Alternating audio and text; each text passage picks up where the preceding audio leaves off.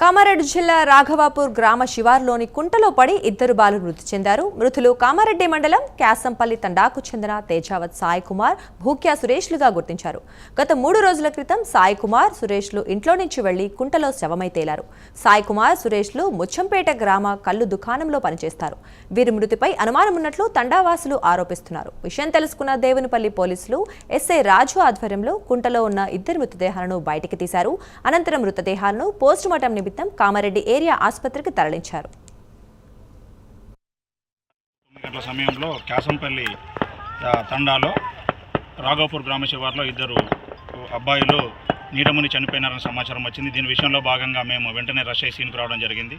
అటు వారి చెరువులో మునిగి చనిపోయిన వివరాలు తెలుసుకున్నగా తేజావత్ కుమార్ మరియు భూక్యా సురేష్ వీళ్ళిద్దరు కూడా చెరువులో ప్రమాదవశాత్తు మునిగిపోయి చనిపోయినట్టు తెలుస్తూ ఉంది.